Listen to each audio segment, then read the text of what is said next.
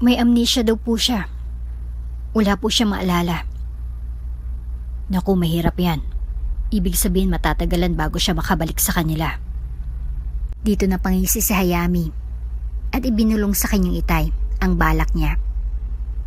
Sigurado ka ba dyan sa gagawin mo, anak? Baka ikapahamak mo yan. Itay, chance ko na po ito para magkaroon ng jowa at maranasan kong anong pakaramdam ng meron. Pagbigyan niyo na po ako. Paglalambing niya kay Mang Gregorio. Alam kasi ni Hayami na di makakatangging Itay niya dahil favorite siya nito. Walang nagawa si Mang Gregorio kundi tumango na lang. Tanda ng pagpayag sa kagustuhan ng anak nito. Salamat, Itay. At niyakap niya ito ng mahigpit. May isa pa akong problema. Ano yun, anak? Hindi ko alam pangalan na ibibigay ko sa kanya. May session po ba kayo? Bago ka pa lang sa channel neto, ibang kwento ni Ate Jane, istorya mo, ikwento ko. Huwag kalimutang pindutin ang notification bell at subscribe button. Engineer, kumusta ang ating latest project sa Laguna? Tanong ni AJ sa engineer na in charge sa pagpapatayo ng pinakabagong mall nila sa Tagaytay. So far, Sir AJ, nasa schedule po tayo. Na-survey na ng matauhan ko ang lupain na pagtatayuan natin ng structure. Nasa finishing touches na sila ng pagdadraft ng survey plans. Sagot ni Engineer Basa. That's great news, kung ganun. At kailan naman ako bibisita sa project site para sa groundbreaking at pagbabaon ng time capsule? If everything goes around to our table, sir, siguro within this week. Let's say over the weekend. Nice. Sige, papaschedule ko na sa aking assistant ang pagpunta namin doon this Saturday. Make sure it happens. Engineer, I'm counting on you. Bili ni AJ kay Engineer Basa na para bang sinasabihan na ito na walang room para sa pagkakamali at kailangan na masunod ang itinakda niyang groundbreaking sa Tagaytay, Laguna. Sa totoo lang ay, nanabik lang na mamasyal ang probinsya sa AJ. It has been a month na kasi nang nagawa niya yon. Maraming dahilan kung bakit gusto niyang mag-travel patungong Tagaytay. But the most significant ay ang pagiging bored nito sa opisina. Tikas na adventurous si AJ. Mula pagkabata hanggang ngayon ay isa itong nature lover siya. Ito nga ang dahilan bakit siya sumali sa mountaineering club sa kanilang universidad. Dumating ang araw na pinanabikan niya. Nakahanda ng susuotin niya para sa paglalakbay. An expensive suit para sa seremonya at iba pang damit. Nagtataka nga lang ang assistant niyang si Henner why he has to bring some nature tripping clothes. Sir, akala ko po groundbreaking ceremony po ang attend natin sa Laguna. Usisan nito sa boses na halos kaedad lang niya. Oo naman, bakit mo natanong? Sagot naman ni AJ. Nagtataka lang po kasi ako na may mga dala kayong pang mountain hiking na magamit. Akyat po ba kayo ng bundok? Malakas nitong tawa. Huwag kang maingay. They might hear you. After kasi ng programa ay plano kong mag-nature tripping muna. Babalik kayo ng Maynila at iwan niyo ako doon. Nagulat ang assistant niya sa kanyang tinuran. Alam niya kasi ang mabigat na responsibilidad na iniatang sa kanya ni Don Carlos, ang pinakamayamang business tycoon sa Kalakhang, Maynila. Kailangan niyang bantayan ang anak nito at all times. Siguraduhin na di ito mapapahamak kahit kailan. If he has to climb a mountain with him, so be it. Hindi po ata ako makakapayag sa balak niyo, sir. I mean, pwede siguro na ang mga bodyguards ang umuwi sa Maynila. Pero ako, pagkagalitan po ako ng iyong daddy pag may masamang nangyari sa inyo. Paalala niya kay AJ. I'm no longer a kid, Henner. Kaya ko ng sarili ko. Di naman kita isusumbong kay daddy. Ako nang bahalang gumawa ng alibi. Why you have to leave me there? Sabi ni AJ. Pero sir, bored ako sa gusto niyong mangyari. Kalma lang, Henner. Kalma ka lang. Isa akong professional mountaineer. May lisensya ako at sapat na training para mag-survive sa ganong environment. Wala na ngang nagawa si Henner kundi sundan ang kagustuhan ng amo. Kailangan lang siguro nito ang mapag-isa. Somehow, habit na kasi nito ang mag-nature tripping each time na nakakaramdam ito ng matinding stress sa kanyang buhay. Kung ano man yun ay, wala na siya sa posisyon sa ngayon para alamin. Ilang oras pa ay nasa biyahe ng grupo papunta sa isang private airport na pagmamayari din ng pamilya ni AJ. Para sa daddy kasi nito, statistically ay mas safer ang air travel kaysa magbiyahe by land. Sa pagkakataon na yun ay helicopter ang gagamitin nila. Wala kasing paliparan sa pupuntahan nila, pero may building sila doon na may heliport. It took less than hour para makarating sila sa Tagaytay, Laguna. Agad silang sumakay ng sasakyan at bumiyahe bilang isang convoy patungo sa project site. "Hello sir, kumusta pong biyahe niyo?" Salubong ni Engineer Basa kay AJ. Mabuti naman. Wala namang naging aberya along the way." Sinabitan ng lay si AJ ng mga naggagandahang empleyado ng kanilang kumpanya. Ando na rin ang iba nilang investors to witness the momentous occasion. "Shall we start, Engineer?" "Alright sir, this way po." Naglakad sila across Agraci Meadow para makarating sa site. Nakatayo ng struktura na kailangan para sa pagbabao ng time capsule. Meron na ring marker na may tabing na kung saan nakasaad ang pangalan ng itatayong mall at kailan ito itatayo. Pinalibutan ng photographer si AJ habang nagpapala siya ng lupa para takpan ng pinagbaunan niya ng time capsule. Maya't maya lang ay nasa podium na ito na nagdi-deliver ng speech. Sa araw na ito, isa na namang memorable na okasyon ang naganap para sa Sandoval Enterprises. Isa namang mall ang itatayo sa lugar na ito upang magbigay ng karagdagang kabuhayan sa mga nakatira rito. Alam niyo naman siguro ang pangunahing adhikain ng aming pamilya at ng aming kumpanya. At yun ay ang makatulong sa aming kapwa na nangangailangan bilang pasasalamat sa Panginoon na patuloy na nagbibigay sa amin ng mabiyaya. Ladies and gentlemen, before you will stand the latest addition to Sandoval Enterprises, chain of malls. At inalis ng tabing sa marker, malakas ang ugong ng palakpakan ang sumunod mula sa mga andon. Si AJ naman ay umupo na sa likuran ng podium at si Engineer Basa naman ang nagsalita. "Inaanyayahan namin kayong lahat para sa isang munting salo-salo to celebrate our groundbreaking. Maaari lang po na tayo ay magtungo sa mga tent na nakatayo sa eastern side ng ating project site. Salamat po at magandang umaga." Dahil tapos ng programa ay agad na nilisan ng grupo ni AJ ang lugar. Assisted by his bodyguards ay nagtungo na sila sa mamahaling hotel kung saan siya naka-check-in. Sa taas din kasi nito nakahimpilang kanyang private helicopter.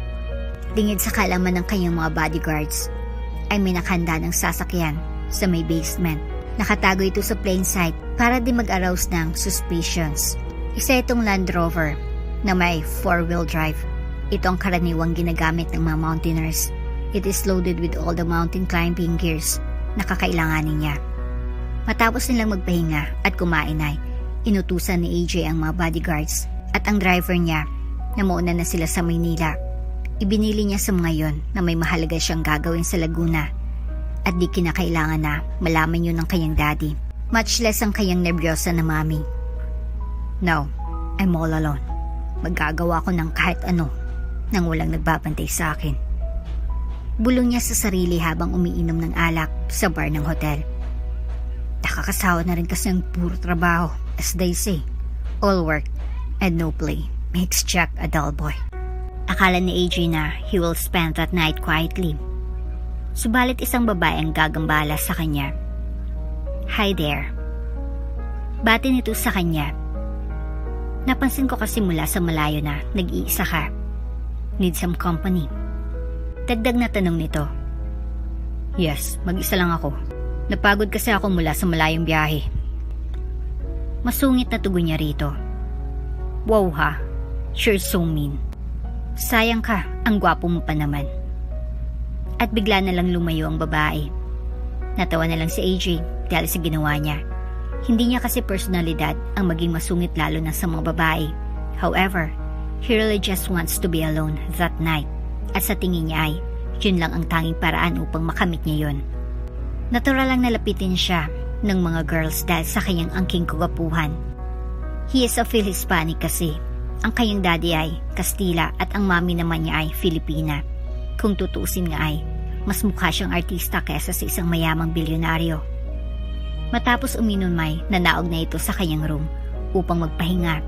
He needs all the rest he can get para sa adventure niya bukas, isang paglalakbay na magdadala ng malaking pagbabago sa kanyang buhay. Hayami, anak, pakuha ng aking mga sinampayat, mukhang uulan na naman. Utos ni Aling Clara. Opo inay, saglit lang po at tatapusin ko lang itong ginagawa ko. Sagot ni Hayami, isang babae na nasa kanyang 20s. Hay nako, ituloy mo na lang yan mamaya. Kayo talagang mga kabataan, napakahilig niyo sa salitang wait lang.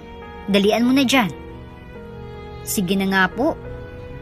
At tumayo na si Hayami patungo sa kakawayanan kung saan nakasampay ang malabahin ng kanyang ina. Hindi mo lang maantay na matapos ako sa aking gawain. Utos ng utos. Ay, nakakasawa na talaga ang buhay na ito. Sigaw niya sa kanyang isip habang padabog na hinahablot ang mga damit nila. Kapag ako lang masusunod ay, mas gugustuhin ko ang manirahan sa Manila. At least doon modern ang kapaligiran ko. Siyempre malaki ang sahod ng mga nagtatrabaho doon. Kaya mabibili ko lahat ng gusto ko. Subalit alam niya na di kailanman yun mangyayari. Isa lang yun na pangarap na di magkakatotoo. Matanda na kasi ang kanyang mga magulang. At dalawa na lang silang magkapatid ay di niya kayang iwanan ang kanyang pamilya. Batang kapatid niyang si Hiro. Hay nako Hayami, mangarap ka na lang. Takasimangot niya ng sagot sa kanyang sarili. Siguro kapag malaki na si Hiro ay matutupad ko na ito o di kaya ay may magkamaling manligaw sa iyo na taga Maynila. Sa wakas ay nakuha niya na lahat ng sinampay. Sukbit ang pinaglagyan ay marahan na siyang naglakad sa may damuhan patungo sa kanilang maliit na tahanan. Sa totoo lang, si Hayami at Hiro ay mga ampun lang ni Aling Clara at Mang Gregorio. May nakilala kasi sila na mag-asawang Hapon na napadpad sa kanilang probinsya dahil nais ng mga ito na bumalik sa kanilang bansang Japan at dala na rin ng matinding kahirapan ay iniwan na lang nila ang mga anak nila. 8 taong gulang pa lang noon si Hayami at si Hiro naman ay 5. Ngayon ay dalaga na siya at kung pagbabasihan ng kanyang edad ay dapat nasa koleyo na siya, subalit di siya kayang pag-aralin ng kanyang magulang kaya tumutulong na lang ito sa bayan sa kanyang tiyahin na may karinderya. Inay! Inay! Ito ng mga sinampay! Nagmamadaling sigaw ni Hayami habang nilalapag ang mga ito sa isang mesang yari sa kawayan na nasa likuran ng kanilang bahay. Ay bata ere, di makahintay. Bulyaw ng kanyang ina. Iwanan ko na po dito inay, dagdag niya. Na di pinansin ang sinabi ni Aling Clara. Magagalit na sana ito nang biglang sumabad si Hiro sa usapan. Ako na lang po bahala sa mga sinampay inay, ipapasok ko na lang po. Kaya ko naman ang buhati ng mga ito. Malaki na po ako. Sige anak, basta ba, hindi ka mahirapan. Malalaki na po ang muscles ko. Sabay pakita niya ng mga ito si ina nang may pagyayabang. Mabuti ka pa anak, alam mong tumulong. Narinig ko po yun inay. Pagmamaktol na sagot ni Hayami. Ngayon lang yan tumutulong kasi may nais na pabili sa inyo. Pabulong ito na sabi. Hindi po inay, si ate talaga. Ganun na lang ang tingin niya sa akin. Oh, di ba totoo naman ang sinasabi ko? Siya, huwag na kayong mag-away na dalawa. Pero ako kayong mahal, mahal na mahal. Nung mga oras na yun ay, abala naman si AJ sa paglalakbay nito patungo sa bundok sungay na matatagpuan sa silangang bahagi ng Tagaytay. Abot langit ang nadarama niya, tulad ng isang ibon na nakawala sa hawla nito. Pinaharurot niya ang kanyang 4x4 na jeep na gawa para sa ganong mga uri ng kalupaan. Tatapo at may kasabihan ang mga matatanda na ang matinding kaligayahan ay may kapalit na sukdulang kalungkutan. I'm unstoppable. I'm a Porsche with no brakes. I'm invincible. Yeah, I win every single game. Tuwang-tuwang pagkanta ni AJ sa lyrics ng isang trending na kanta sa Spotify. Nice, malapit na ako. 1 kilometro na lang ay nasa paanan na ako ng bundok sungay.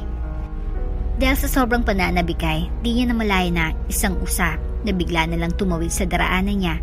It's a good thing na mabilis ang kanyang reflexes at naiwasan niya agad ito. Ngunit dahil dito ay bigla na lang siyang nahintakutan sa mga susunod na mangyayari. May mga naririnig na siya kasi na ang mga lugar na yun ay pinamamahay ng mga maligno ayon sa mga matatanda. At karaniwan ay kapag ayaw nilang pinagambala sila, marami na daw na aksidente sa kabundukan na yun. Forget about what happened. Pagpapalakas niya ng loob. Kung sino man po kayo naman nagambala kong espiritu, pasensya na po. Nais ko lang po na mag-hiking at makalimot sa aking mga problema kaya napadpad po ako dito sa lugar niyo. Ipinarada niya saglit ang kanyang jeep sa tabi ng isang puno at umibi siya ng sasakyan. Nagdala siya ng isang supot ng hamburger at bote ng energy drink. Iaalay niya ito sa mga kaluluwa na ninirahan doon. Tanggapin niyo po sana itong simpleng alay ko sa inyo.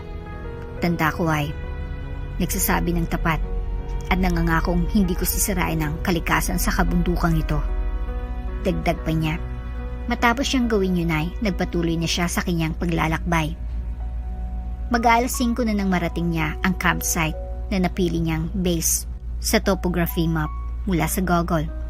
Agad siyang nagpatayo ng tent at nanguha ng kahoy to settle in for the night. Akyat na lang siya sa bundok sungay kinabukasan. Subalit sadya at ang tutulang may espiritu sa kabundukan niyon. Sa kanyang presensya, isang trahedyang magaganap sa kanyang buhay na babago sa takbo nito.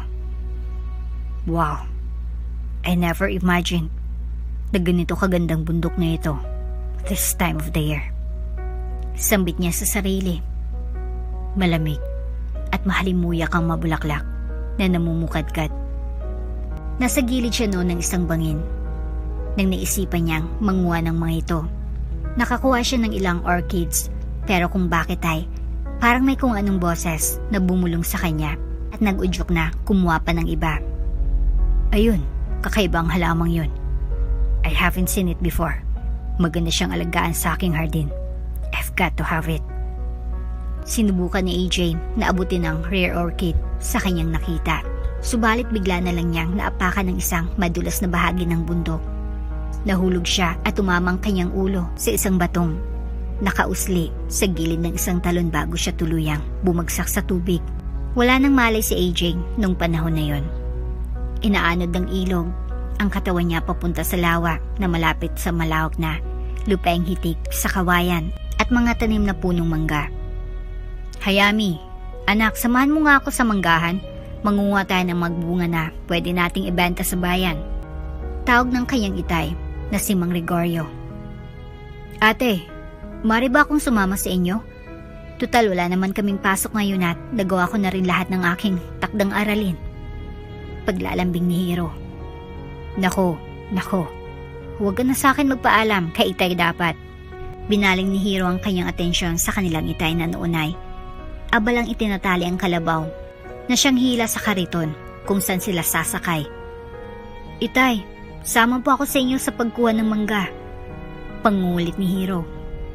Itong batang ere, talagang mahilig mamasyal. Wika ni Mang Gregorio. Sige na nga, pero magpaalam ka muna sa inyong inay para di siya nag-aalala kung saan ka nagsusuot. Bili nito. Agad namang tumalima si Hiro at mabilis na tumakbo patungo sa kanilang bahay. Ilang saglit pa ay hiningal na itong bumalik sa kanilang kinaroroonan. Sama daw ako, sabi ni inay, huwag lang daw ako malikot. Sabi niya sa kanyang itay Gregorio at ate Hayami. Okay, pero mag-behave ka ha. Tugon ni Hayami sa kapatid habang hinahaplos ang buhok nito. Tama si ate Hayami mo, dagdag ni Mang Gregorio. Ngumiti na lamang si Hiro. Ilang minuto lang ay nakasakay na ng karito ng mag-aama. Masiglang kumakanta si Hayami habang naglalakbay sa makipot na daan na maghatid sa kanila sa manggahan. Di naman kalayuan ito sa kanilang tahanan kaya agad nila itong narating. Nung una ay masipag na namumulot ng bunga si Hiro, subalit bigla na lang itong nakaisip na maligo sa lawa. Maliligo sa lawa? Bakit? Sabi ni Hayami nang magpaalam ito sa kanya. Sige na ate, niinitan na kasi ako. paglalambing ni Hiro. Ang ate Hayami niya ang kanyang nilapitan dahil alam niya na dito makakatanggi sa kanya. Love na love niya ata ito. Okay, pero tandaan mo huwag na huwag kang pupunta doon sa bahagi na malapit sa bundok sungay. May mga maligno doon. Pananakot pa nito sa bunsong kapatid. Hindi po ate, promise. Takot kaya ako pumunta sa lugar na yun. Dali-daling tumakbo si Hiro sa lawa. Nakalimutan niyang magpaalam sa kanyang itay dahil sa kanyang pananabik na lumangoy. Abala sa pumumulot ng mangga si Hayami at si Mang Gregorio nang may marinig silang tawag mula sa di kalayuan sa kanila. Humihingi ito ng saklolo. Tulong! Tulong! Sigaw ni Hiro. May nakita akong mama na walang mahay dito sa lawa. Duguan siya. Nang matiyak ni Hiro na sumisigaw ay agad na humangos ang dalawa sa kinaroroonan nito. Anong nangyari? Anong nangyari? Tanong ni Hayami. Ate, itong mama natagpuan ko na walang malay. Sigurado ka ba na buhay pa yan? Paniniyak niya sa kapatid. Opo, napansin ko na. Humihinga pa siya. Ano pang inaantay niyong dalawa dyan? Halika na at pagtulungan natin siyang buhatin sa kariton at nang madala natin siya sa bayan. Sosyo ni Mang Gregorio. Dali-dali nilang dinala si AJ sa kinalalagyan ng kanilang kariton. Aabot pa kaya siya ng ospital na buhay, itay? Aburidong usisan nito kay Mang Gregorio. Malapit lang naman ang bahay dito, anak. Palagay ko ay mabubuhay pa siya. Patuloy niyo lang na punasan ng dugo para tumigil sa pagdaloy. Tumango ang magkapatid. Pinatakbo naman ang kanilang itay nang matuli ng kanilang kalabaw. Maya't maya pa ay nasa bungad na ng ospital sila. Nurse, may pasyente po kami. Wala po siyang malay. Kinalagkad ni Hiro ang nurse papunta sa kariton. Sinuri niya ang pasyente at tumawag siya ng kasamahan upang buhatin ito sa emergency room gamit ang medical stretcher trolley. Nang makarating sila doon ay inlipat nila si AJ sa hospital bed upang masuri iyon ng attending physician. Kunan mo ng blood pressure ang pasyente. Utos nito sa nurse. Vital signs niya? Blood pressure 180/85. Heartbeat 120. Okay, dalhin na siya sa operating room. Kailangan nating tahiin ang kanyang sugat sa ulo para maampat ang dugo. Utos ng doktor. Agad namang tumalima ang mga nautusan at ilang minuto lang ay nasa operating room na si AJ. Nakaupo naman si Hayami, Hiro at si Mang Gregorio sa waiting area. Maya't maya lang ay lumabas ng doktor upang ibalita ang kanyang kalagayan. Stable na po ang pasyente. However, kailangan pa natin na obserbahan for 24 hours at CT scan siya para matiyak na wala siyang brain injuries na natamo sa aksidente. Ganun po ba, Dok? Yes, miss. Kilala niyo po ba ang pasyente? Hindi po. Natagpuan lang siya ng kapatid ko sa lawa ng walang malay. Ang swerte naman niya dahil ilang oras na lang na ganun ang kalagayan niya ay maaring mamatay siya. Ngumiti na lang si Hayami. Salamat po, Dok. Sige po, maiwan ko muna kayo at may iba pa akong mga pasyente na dapat kong asikasuhin. Maaari niyo na siyang puntahan sa ward. Di na nag-aksaya ng panahon si Hayami. Nagtungo agad dito sa ward habang sumusunod sa kanya si Hiro at Mang Gregorio. Kakaibang nadarama niya noong mga oras na yon. Para bang may gumuguhit sa kanya na kumustahin ang kalagayan at masilayan ang kanyang mukha. Ang gwapo pala niya. Mukha siyang artista. Ang kanyang kutis. Maputi at makinis. Parang di siya marunong magtrabaho. Bulong ni Hayami sa sarili habang masusing pinagmamasdan si AJ. Hindi taga rito ang taong ito, anak. Sigurado ako. Si itsura pa lang ay, kung hindi ito mayaman ay, baka isa itong sikat na lalaki sa kanilang bayan. Uy, si ate. Na love at first sight sa mama. Tukso ni Hiro na ikinayamot naman ni Hayami. Loko mo. Paano ako magkakagusto sa kanya eh? Di natin lubos na kilala ang pagkatao niya. Sumbat nito. Oh, tama na yan. Nasa ospital tayo. Nakakayang mga inaasal yung dalawa. Pagsaway ng kanilang itay. Sorry po, itay. Si Hiro kasi nakakainis. Sabay kurot sa tagaliran ng kapatid. Aray! Tayo si ate! Tiningnan ni Mang Gregorio si Hayami upang tumigil ito sa ginagawa. Mabuti pa siguro, Tay. Umuwi muna kayong dalawa ni Hiro sa bahay. Ako munang magbabantay sa kanya. Kawawa naman siya kung iwan natin siyang mag-isa rito. Okay lang ba sa'yo, anak? Opo, kaya ko naman ang sarili ko. Paniniyak nito si itay niya upang payagan ito. Mainam kung ganun, sige mauna muna kami. Babalik na lang ako mamayang gabi para samahan ka. Mungkay ni Mang Gregorio. Salamat po, Tay. At nilisan na nga ni Hiro at Mang Gregorio ang hospital, habang si Hayami naman ay tahimik na nakaupo sa gilid ng kama ni AJ. Maingat nitong pinagmamasdan ang gwapo at maamong mukha ng binata. Di ko alam kung sino ka, pero di ko rin lubis maintindihan bakit nais ko na magkakilala tayo, na para bang sadyang pinagtagpo tayo ng tadhana. Darating din ang panahon na mangyayari yon. Sa ngayon ang hangad ko ay gumaling ka. Sabi nito ng malumanay para di maistorbo ang pagtulog nito. Tulad ng pangako ng itay niya ay bumalik ito kinagabihan. May dala itong ulam para kay Hayami at mga prutas para sa pasyente nila para makain ito kapag nagising na. Kinaumagahan ay nagising na nga si AJ. Nilibot niya ang kanyang paningin sa paligid. Nagtaka ito bigla nang mapansin na nasa ospital ito. Mas lalo siyang nagulat nang makita ang dalaga na nakatulog sa gilid ng kanyang kama. Nasaan kaya ako? Bakit ako andito? Pagwawala niyang tanong na ikinagising ni Hayami. Nasa ospital ka. Natagpuan ka naming walang malay sa lawak kahapon. Pag-uulat nito. Tiningnan lang siya ni AJ na blanko ang isip. Sinubukan niyang gunitain ang mga nangyari pero wala. Wala siyang maalala. Bakit wala akong alam sa nangyari sa akin? Pagwawala nito. Tumigil ka sa ginagawa mo. Baka dumugo ang sugat mo. Pagsasaway ni Hayami habang madiin na, hawakan ng kanyang kamay. Subalit patuloy pa rin si AJ sa ikinikilos nito, di alintanang sinasabi ni Hayami. Ikaw, sino ka? Hindi kita kilala. Ako si Hayami. Kapatid ko ang nakakita sa iyo ng walang malay na nakahandusay sa batuhan sa lawa. Pagkukwento nito. Anong ginawa mo sa akin? Kaming nagdala sa iyo dito sa ospital. Lumayas ka rito. Hindi kita kailangan. Tuluyan ang naubusan ng pasensya si Hayami. Loko ito ah. Ikaw na nga itong tinulungan. Ikaw pa itong mayabang. Sigaw nito na narinig naman ng paparating na doktor. Hayaan mo lang siya, miss. Nasa traumatic stage ang kanyang pag-iisip. Sa pagkakaroon niya ng sugat sa kanyang ulo ay maring nagka-amnesia siya. Paniniyak nito kay Hayami. Ganun po ba, Dok? Sige po, kayo na po ang bahala sa kanya. Niinis na kasi ako. Nilapitan ng attending physician si AJ. Gumawa ito ng mga test para malaman kung tamang hinala niya. Matapos nun ay binalingan niya si Hayami upang kausapin.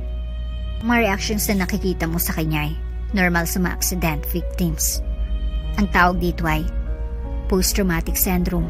Subalit sa case niya ay nakadagdag pang stress dulot ng temporary memory loss sa hinang pagkabagsak niya. Pagkumpirma ng doktor kay Hayami. Ibig niyo po bang sabihin ay hindi niya naalala kung sino siya? Oo, miss. Ito ay temporary pero meaning there is a chance na bumalik pa ito given the right conditions sa kanyang kapaligiran. Anong mga conditions po yun? Pag-uusisa ni Hayami. Pictures ng mga taong dati niyang kakilala or pangalan nila o mga bagay na pagmamay-ari niya. Paliwanag ng doktor. Ibig sabihin kailangan namin i-trace kung saan siya nahulog kasi baka may mga naiwan siyang mga gamit doon. Tama ka dyan, miss. May mga tanong pa sana si Hayami subalit nagpaalam ng doktor. Ibinili na lang nito na kailangan uminom ng gamot ni AJ sa takdang oras at kapag di siya nagsuka mamayang gabi ay maaari itong i-discharge. Thank you, Doc. Sa tinura ng manggagamot ay may biglang sumagi si isip ni Hayami. Naes kasi niya na matagal pa silang magsama kaya sasabihin niya kay. Biglang natigilan siya sa kanyang pagpaplano. Hindi niya alam ang pangalan ng gwapong lalaki. Ano kayang magandang ipangalan ko sa kanya? Cardo ba? Tulad ng bida sa ang probinsyano? Isagani, o David na kontrabida sa Batang Quiapo.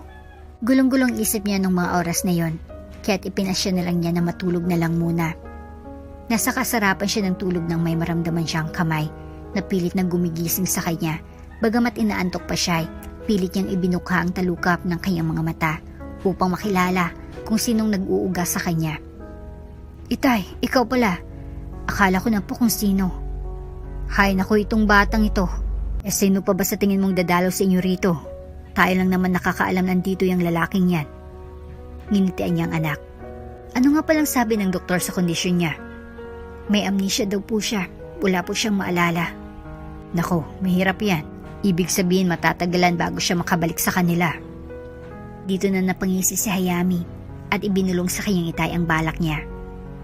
Sigurado ka ba dyan sa gagawin mo, anak? Baka ikapahamak mo yan. Itay, chance ko na po ito para magkaroon ng jowa at maranasan kung anong pakiramdam ng meron. Pagbigyan niyo na po ako. Paglalambing niya kay Mang Gregorio. Alam kasi ni Hayami na di makakatanggi ang itay niya dahil favorite siya nito. Walang nagawa si Mang Gregorio kundi tumango na lang ito, tanda ng pagpayag sa kagustuhan ng anak nito. Salamat, itay. At niyakap niya ito ng mahigpit. May isa pa akong problema pero... Ano yun, anak? Hindi ko alam ang pangalan na ibibigay sa kanya. May session po ba kayo? Saglit na kumunot ang noo ni Mang Gregorio. Joselito na lang o Benigno. Sagot nito. Ang bantot naman, tay. Kung Alden na lang po. Tumpak, anak. Biglang sigaw ni Mang Gregorio na nagpalingon sa mga taong naroroon sa ward. Sorry po, sabi ni Hayami sabay taas ng kamay niya para sa peace sign. Singwapo mong pangalan mo. Nanggigigil niyang binulong sa natutulog na si AJ. Lingid sa kalaman na mag-amay, half awake si AJ at tumatak sa kanyang isipan ang huling salita na narinig niya. Alden. Buong gabi ay mahimbing na nakatulog si AJ na ngayon ay kilala na sa pangalang Alden. Dahil hindi mo lang siya nagsuka nung nag-rounds kinaumagahan ng doktor niya ay pinirmahan na nito ang discharge notice niya. Masaya na sana si Hayami. Sa wakas ay may uwi niya na ang kanyang peking jowa, ngunit may isang problema na bumabagabag sa kanya. Saan ako kukuha ng pambayad sa hospital's bills niya? Hindi naman kami mayaman. Lord, sana ay matulungan mo ako. Nais ko lang naman na maalagaan si Alden. Sa palagay ko po ay mahal ko na siya. They say, God is great all the time. At yun ngang nangyari. Hindi inaasahan ni Hayami ang sasabihin ng itay Gregorio niya pagdating nito. Itay, sabi ng doktor pwede na daw ilabas ng hospital si Alden. Pagbabalita nito kay Mang Gregorio. Okay na sana, kaso may isa pa tayong problema. Ano yun, anak? Tanong ng kanyang itay. Wala po tayo pambayad sa hospital bills niya. Kapag nagtagal naman siya rito ay mas lalong lalaki yun. Yun ba? Haha, nagawan ko na ng paraan kanina. Pagmabalaki nito sa anak. Saan po kayo kumuha ng pera? Nang puwi na ako ng bahay ay nakasalubong ko si Kapitan. Nung natanong niya saan ako galing ay ikwento ko ang tungkol kay Alden. Sinabi niya sa akin na ilapit ko daw kaso niya sa DSWD at makakahinga ako ng tulong. Siyempre kailangan ko daw na ipablatter yun sa pulis at sa barangay. Sa madaling salita, binigyan ako ng DSWD ng malaking halaga para sa pagpapa-hospital niya at dahil tinulungan natin siya ay may pabuya din tayo. Talaga tay? Paniniyak ni Hayami. Oo anak, ito nga dala ko ng pera. Inabot ni Mang Gregorio sa anak ang envelope na naglalaman ng pera. Nang binalingan ni Hayami ay nanlaki ang mga mata nito. Sa labis na tuway, napatalo nito at niyakap ng mahigpit ang kanyang itay. Naalala niya ang dasal niya sa Panginoon. Alam niya na siya ang may gawa ng lahat upang matulungan sila. Salamat Panginoon. Salamat po. Ibinilin muna ni Hayami si Alden si itay nito. Agad-agad na nagtungo sa billing section ng hospital para alamin kung magkanong babayaran nila. Natuwa siya sa nalaman sapagkat malaking halaga pang naiwan sa kanila. Sapat na halaga para makabili sila ng gamot niya at ng makakainin nila sa susunod na mga araw. Yan ang naiuwi ni Hayami sa Aldin sa kanilang bahay. Dito ba ako nakatira? Usisa niya kay Hayami. Hindi, pero dito ang bahay namin. Sagot niya rito. Ikaw sino ka? Bakit mo ako dinala rito at bakit ganun mo lang ako alagaan? Siyempre boyfriend kita, dapat lang na andito ka lagi sa tabi ko. Tinignan ni Aldin si Hayami na parabang nahiwagaan sa sinasabi nito. Dahil wala siyang naalala sa kanyang nakaraan ay naniwala na lang ito. Lumipas ang mga araw ay naging maigi pa ang lagay ni Alden. Magana na siyang kumain at laging sumasamang mamasyal sa pataniman ng mangga. Alam mo Alden, matagal na tayong magjowa. Kwento ni Hayami. Talaga? Nga ilang taon na? Tanong nito habang nakahiga sila sa damuhan sa may silong ng punong mangga. Napaisip si Hayami, isasagot niya. Dapat ay lumabas na kapanipaniwala ito. Magwa8 taon na mahal. Saan naman tayo nagkakilala? Mahilig ka kasi maglaro ng basketball noon at isa ako sa mga avid fans mo. Nagulat si Hayami sa sumunod na ginawa ni Alden. Bigla na nga itong bumangon sa pagkakahiga at niyakap niya ito. Alden? Alden? Ano yun, mahal? Gano'n mo ako kamahal? Mahal na mahal. Hinalikan niya sa lips si Hayami habang yakap-yakap niya ito ng mahigpit. Mula noon ay pakiramdam niya ay di na sila nagpapanggap na jowa niya si Alden. Dahan-dahan na kasing nahulog ang loob niya rito. Araw-araw ay unti-unting nababawi ng kasintahan ng lakas nito. Sa tulong naman niya ay bumabalik ang alaala nito na nakala niya ay totoo. Mahal kita Alden. Hindi ko talaga kakayanin pag nawala ka sa buhay ko. I wish na I was a part of your past na kapag nagising ng iyong alaalay, bahagi pa rin ako nito. Sino ba naman ang hindi mahulog ang loob kay Alden? Bukod kasi sa gwapo ito, mukhang artistahin ay malambing at mapagmahal pa ito. Minsan nga'y ginulat niya si Hayami. Itay! Itay! Nawawala po si Alden! Takot na sigaw ni Hayami. Ha? Saan yun nagpunta? Wala naman alam na pasyalan yun kundi sa manggahan at sa lawa. Oo. Maring nasa lawa yun. Sagot ni Hayami sa kanyang itay. Sige po, punta lang po ako saglit ng lawa. At baka andun nga po siya. Ang pag-aalinlangang humangos ito para makita ang kanyang boyfriend na noon ay tahimik na nakaupo sa isang batuhan na para bang may malalim na iniisip. Pinag-alala mo naman ako, mahal. Di ka man lang nagpaalam na pupunta ka rito. Sorry, mahal. I just felt the urge kasi na magtungo rito. Para kasing may bumulong sa utak ko na pumunta sa lawa. Sigurado ka ba? Oo, mahal. Isang boses ang narinig ko. Nahintakutan si Hayami sa mga sinabi ni Alden.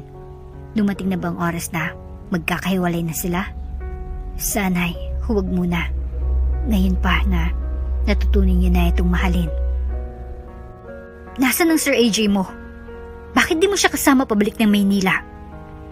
Pabulyaw na tanong ni Doña Margaret sa assistant nitong si Hinar. Senyorita, nagpaiwan po si Sir AJ kasi may asikasuhin po sila ni Engineer Basa. Ano pang kailangan niyang gawin doon? Hindi bang paalam niya ay groundbreaking na ang dadaluhan niya? Strictly confidential daw po. Kaya wala po talaga akong ideya kung ano yon, senyorita.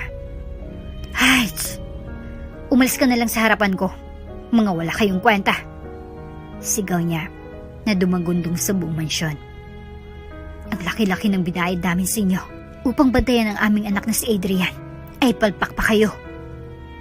Nasa ganitong pagwawala si Doña Margaret nang madatan nito ng butihin niyang asawang si Don Carlos. Anong kaguluhan nito?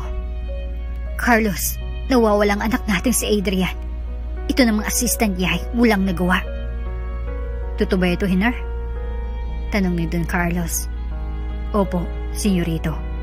Sinabi kasi ni Engineer Basa na urgent ang kanilang gagawin at kailangang magpaiwan si Sir AJ. Paglalahad ni Hinar na may halong takot at kaba. Sigurado ka ba dyan sa sinasabi mo? Yes, Don Carlos. Si Sir AJ po mismo ang nagsabi sa akin. Kano naman pala, Margaret. Huwag ka masyadong worried. malaki ng anak mo. At alam niya ng ginagawa niya. Paniniyak ni Don sa kanyang kabiyak. Paano na yung pagkikita nila ni Audrey? Padating na daw siya sa katapusan ng buwan. Balita sa akin ni Mari. Saka mo na alalahanin yan kapag malapit ng petsay. Wala pa si Adrian natin. Sige. Kapag di bumalik si Adrian natin in time for their meeting with Audrey at mga magulang niya, ikaw ang sisisihin ko. Sigaw nito sa asawa. Bahala ka na nga sa buhay mo. Galit na sagot ni Don Carlos. At tuluyan niya nang iniwanan ang ina ni AJ upang makipaglaro ng golf sa kanyang kumpare. Hiner, halika. Sumama ka na rin sa akin. Maglaro ka na rin ng golf. Suwesyon nito sa assistant ni AJ. Pero hindi po ako marunong maglaro, senyor. Pagtanggi nito. Ay nako, madali mo lang matututunan nito. Ako bahala sa'yo. Basta sundan mo lang paggagawa ko.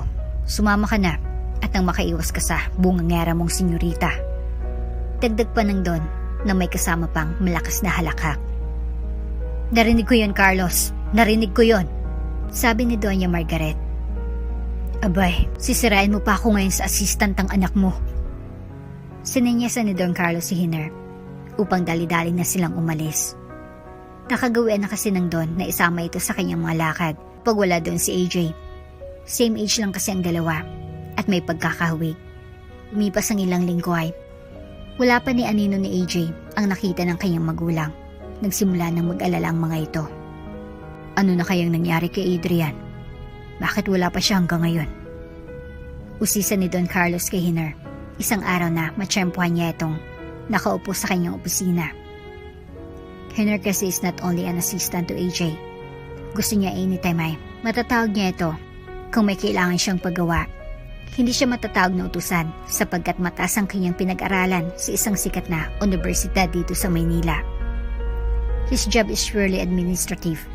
Siya lang naman kasi ang tagasulat ng mga memo at iba't ibang dokumento ni AJ. So, dahil binata pa ay stay in na siya sa mansyon at may sarili na itong opisina adjacent sa sariling opisina ng kanyang amo.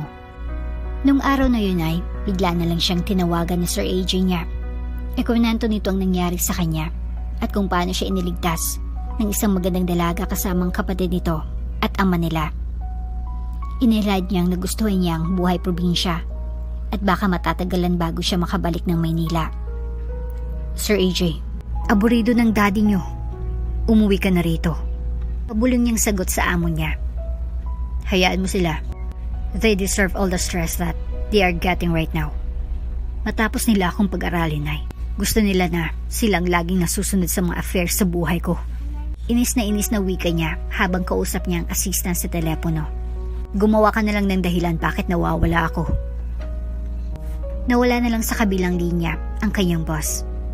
Ano kayang gagawin niya para di sila tuluyang mabuking ni Don Carlos at Doña Margaret niya? Niisip na lang niyang tawagan si Engineer Basa at nilahad niya rito ang plano ni AJ. Pumayag naman ito nang sabihin niya na magpapanggap na kasama niya si Sir AJ nila kahit di naman totoo. Bagong araw na tinawagan ni Adrian si Hiner gamit ang telepono sa bayan ay matagal na palang bumalik ang alaala nito. Siya dahil sa pagmamahal at pag-aaruga na ipinakita ni Hayami sa kanya. Dahil dun ay napamana siya sa babaeng nagligtas sa kanya kaya minabuti na lang niyang sakyan ang pagpapanggap nito. He has fallen deeply in love with Hayami. At para mapatunayan na tapat ito sa kanya, naisipan niyang subukan ito. This is the reason bakit minabuti muna niyang manatili sa probinsya nila. Mahal, nakabili ka na ba ng mga prutas? Tanong ni Hayami sa kanya. Oo mahal, ito na nga at bitbit ko na. Pagmamalaki niya rito. Gumagaling ka na ata sa pamimili ah. Ilang beses pa lang kitang nadadala rito sa bayan ay ang dami mo nang alam gawin. All thanks to you, mahal. Hinalikan niya ito sa pisngi at niyakap ng mahigpit. Habang naglalakad ito ay nagkwento siya sa kanyang girlfriend. Mahal, alam mo, may napanaginipan ako kagabi. Pagsisimula niya. Ano naman yun? Para daw akong nasa isang bahay kubo tapos kasama kong kumakain ng almusal ang aking nakababatang kapatid at ang aking mga magulang. Tapos, Masaya-masaya daw kami na nagtatawanan. Pakiramdam ko nga silang aking tunay na pamilya. Anong ibig mong sabihin, mahal? Tanong ni Hayami na may tanda ng pagkabahala. Nararamdaman ko kasi sa aking panaginip na ako ay ipinanganak sa isang mahirap na pamilya. Magsasaka lang aking ama at aking inay, isang hamak na may bahay. Pagpapatuloy nito. Sigurado ka ba dyan? Oo, sapagkat deep down dito sa puso ko ay ramdam ko na mahal ko sila. Takot ang biglang dumaloy sa katauhan ni Hayami. Hindi kaya totoo na mahirap lang si Alden? Bakit, mahal? Kapag nalaman mo ba na mahirap lang ako ay hiwalayin mo na ako? Pagtatanong nito sa kasintahan nito na para bang sinusubok niya ito. Mamahalin pa rin kita, Alden. Share my one and only. Hindi mahalaga sa akin kung mayaman ka o mahirap man. Ang mahalaga ay mahal mo ako at mahal kita. Sa sagot na yun ni Hayami ay napatunayan ni AJ kung gaano siya kamahal nito. He was suddenly speechless. Oh, bakit bigla kang napatulala dyan? Paninita ni Hayami sa kasama. Wala. May naalala lang ako. Pagtatanggol nito sa kanyang sarili. Okay then, umuwi na tayo kung ganun. Magkahawak kamay na naglakad ang dalawa patungo sa paradahan ng tricycle. Yun lang kasing means of transportation doon. Ilang sandali lang ay nasa bahay na ang magkasintahan. Sige, mahal, magpahinga ka muna dyan kasi napagod ka kanina. Magluluto ako ng hapunan natin. Pauwi na rin si Hiro mula sa paaralan at si Inay at Itay mula sa manggahan. At sigurado ako ay gutom na gutom ng mga yun pagdating nila. Utos ni Hayami. Nahiga na nga si Alden sa sofa na yari sa kawayan. Bagamat matigas ito ay nasanay na rin ang likod niya. Maya't maya lang ay narinig na ang maingay na bunganga ni Hiro. Agad-agad itong nanaog ng bahay. Halatang hapong-hapo sa maghapong pag-aaral at paglalaro sa paaralan. Hello, Kuya Alden. Kamusta ka na? Okay lang naman ako, Hiro. Ikaw, kamusta ang araw mo sa eskwela? Hindi masaya, kuya. Napagalitan ako ng guro ko. At bakit ka naman napagalitan ng guro mo? Inis na pag-uusisa ni Hayami. Siguro may ginawa kang kalokohan o bagsak sa quiz. Nakalimutan ko po kasing gawin ang assignment ko, kaya yun pinagsabihan niya ako. Pagkukwento nito sa dalawa. Lagot ka kapag nalaman ni Itay at Itay ito. Ayaw na ayaw pa naman nila na nagagalit ang mga guro mo. Hayaan mo na, mahal. Ako na bahala sa guro niya. Bibila namin siya ng mamahaling chocolates bukas at ireregalo yun ni Hiro sa kanya. Aber, saan ka naman kukuha ng pambibili? Paninita ni Hayami. Natigilan bigla si AJ. Hindi niya akalain na masasabi niya yun. Ganun kasi ang laging ginagawa ng mami noong nag-aaral pa siya sa tuwing may nagagalit na guro niya sa kanya. Oh, bakit di ka makasagot, mahal? Siyempre si Hiro ang magbabayad. Pabiro nitong sagot para di makahalata si Hayami sa tunay niyang pagkatao. Ha? Naku, huwag na lang, kuya. Di bali nang maparusahan ako ni na Inay at Itay kaysa mabawasan ng iniipon ko sa aking alkansya. Ano yung pinag-uusapan niyo? Paninita ni Mang Gregorio. Mano po, Itay? Paggalang ni AJ sa Itay ni Hayami. Wala po, nagbibiro lang kami ni Kuya Alden. Di ba, kuya? Opo, Itay. Maigi kung ganon. Hayami, ipagtimpla mo nga ako ng kape, anak. Utos nito sa kanyang paboritong anak na babae. Susunod po, Itay. Matapos niyang lagyan ng kape at asukal ang tasa ng kanyang itay ay napopo ito sa bangko sa tabi ng hapagkainan nila. Napapaisip kasi siya sa pagkatao ni Alden. Kailan lang ay nagsasabi ito na napanaginipan niya na mahirap siya. Ngayon ay ang lakas ng loob na pagmungkahi sa kapatid na bibilan daw niya ang guro nito ng mamahalin na chocolate. Sino ba talaga siya? Isa lang pwede kong gawin. Kailangan ko talagang pumunta sa lugar kung saan namin siya natagpuan. Doon ay bari ako makahanap ng bakas ukol sa pagkatao niya.